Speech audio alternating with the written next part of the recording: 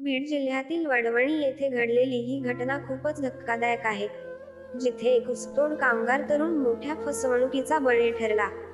राहुल, बदललेले नाव, या तरुणाची काही दिवसांपूर्वी एका अनोळखी महिलेशी ओळख झाली, जी प्रत्यक्षात लग्नाच्या दलालीचा व्यवसाय करणारी यमुनाबाई शिंदे राहणार सेलू, जिल्हा परभणी.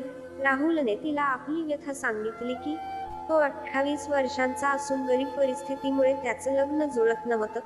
अनेक मुली पाहिल्या पण कोणी पसंती देईना. त्यावर यमुनाबाईने त्याला 1 महिन्यात लग्न करून देण्याचं आश्वासन दिलं. पण अट होती, 3 लाख रुपये हुंडा द्यावा लागेल. लग्नासाठी आतुर राहुलने ती अट मान्य केली. 31 मे रोजी राहुलला सेलूमधील एका मुलीला पाहण्यासाठी बोलावण्यात आलं. त्याच दिवशी मुलगी पसंत करून तो परत गावी गेला.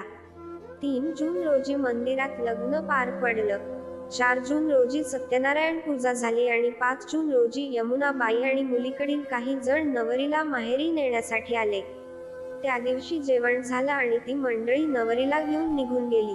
2 दिवसांनंतरही नवरी किंवा तिच्या घरच्यांचा फोन लागत नव्हता आणि राहुलला समजलं की त्याची फसवणूक झाली आहे. पोलीस तपासात उघड झालं की ती स्त्री आधीपासून 5 वर्षांच्या मुलाची आई होती आणि तिचे आईवडील, भाऊ, बहीण हे सर्व बनावट होते. या घटनेमुळे लग्न दलालीचा एक मोठा प्रकार उघडकीस आला. राहुलने सांगितलं की तो अशिक्षित असून केवळ 1.5 एकर खडकाळ जमिनीवर काम करतो आणि त्याचं संपूर्ण आयुष्य ऊसतोडीत गेलं. लग्नासाठी 2-3 वर्षांपासून प्रयत्न करत होता पण कोणी साथ दिली नाही.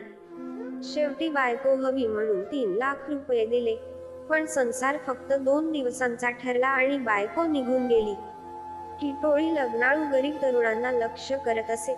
त्यांच्या कुटुंबियांशी भावनिक नातं तयार करत, नंतर बनावट लग्न लावून काही दिवस सासरी राहायचं आणि मग नातेवाईक आजारी आहेत असं सांगून पैसे घेऊन निघून जायचं.